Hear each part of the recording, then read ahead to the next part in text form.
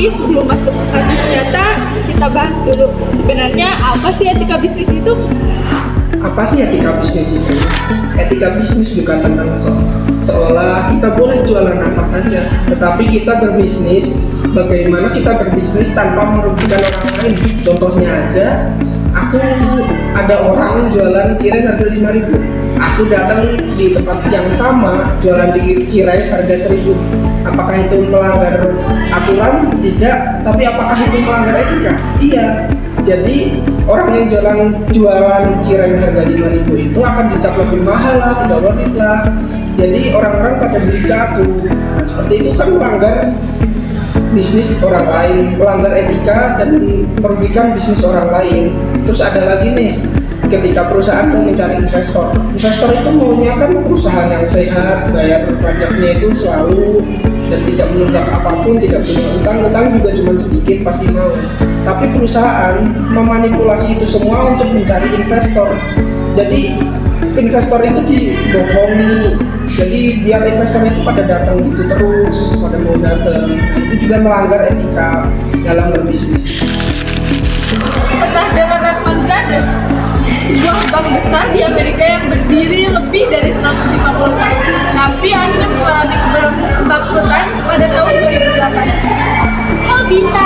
Ya karena mereka memakai sebuah trik akuntansi yang seolah legal, padahal penuh dengan tipu.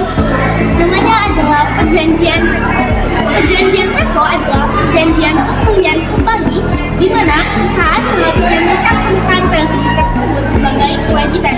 Namun, perusahaan Lehman Brothers belum mencantumkannya sebagai kewajiban.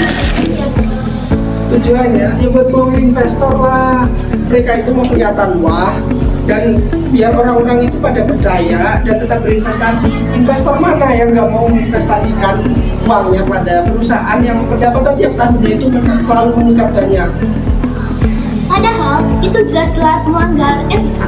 Perusahaan berusaha menutupi hutang untuk mendapatkan pendapatan yang lebih, dan akhirnya investor hancur. Ekonomi global pun mengalami kekacauan dan krisis sehingga mengalami kerugian hampir mencapai 700 miliar dolar.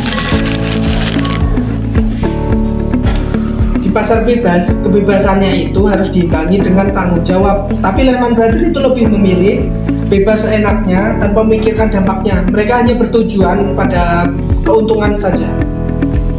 Itu bukan bisnis sehat, itu manipulasi namanya.